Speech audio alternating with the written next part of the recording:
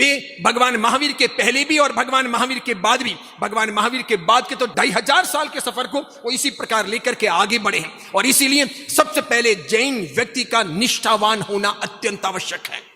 आत्मगौरव, धर्म गौरव, समाज गौरव और राष्ट्र गौरव की भीतर भावना होनी चाहिए। जीव जंतुओं की तरह जीने से इतिहास नहीं बनते। हम कीड़े मकोड़े नहीं हैं, हम लोकोत्तर शासन के अधिकारी हैं, ये पहले मन में एहसास होना चाहिए। दुनिया भर के जितने भी छोटे बड़े संप्रदाय हैं, धर्म हैं, पंथ हैं, मान्यताएं हैं, वे सब लौकिक शासन है। उनका अपना एम अलग है, उनका ध्येय अलग है। हम लोकोत्तर शासन के अधिकारी हैं।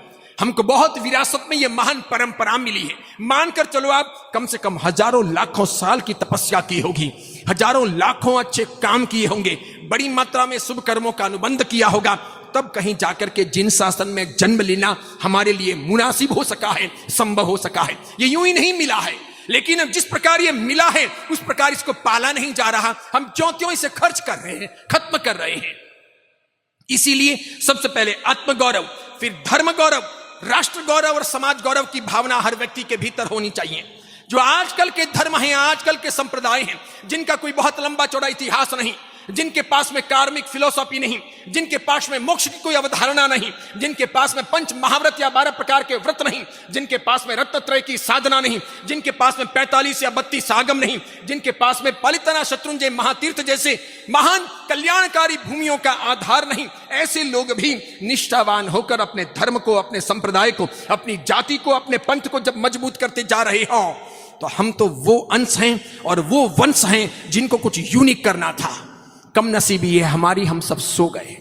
लगभग पूरा जैन समाज वर्तमान में सो गया है, सिर्फ दिखावे में पड़ा है, चाहे वो सामाजिक दिखावा हो या धार्मिक दिखावा हो। फिर एक दौड़ लगी है कुछ क्रियाओं के लिए, कुछ व्यवस्थाओं के लिए, कुछ आराधनाओं के लिए, फटाफट सबको पलिताना जाना है, वहां से मोक्ष बहुत करीब है, ऐसी हमारी सोच है।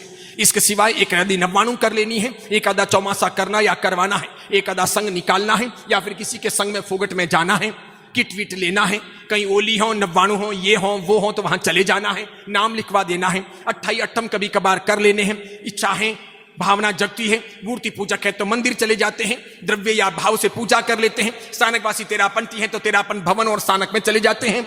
कोई मुपत्ति बांध लेता है, कोई मुपत्ति हाथ में रख लेता है। इस प्रकार थोड़ी बहुत छोटी मोटी विधियां कर लेते हैं और अपने आप के मन में यह समझ लिया है कि हमने जैन धर्म का बहुत काम कर लिया, हम बहुत कर रहे हैं। मैं ये सोचता हूं कि ये कुछ भी नहीं है। इससे जैन धर्म का बहुत इतिहास बन जाएगा, इस भ्रम में आप रहना मत। और ये छोटी मोटी व्यक्तिगत आराधनाएं करने से आप ये समझ रहे हो कि आप जैन धर्म पर बहुत उपकार कर रहे हो, तो ये भी हमारी बहुत बड़ी भ्रमणा है। ये तो व्यक्तिगत आराधनाएं हैं।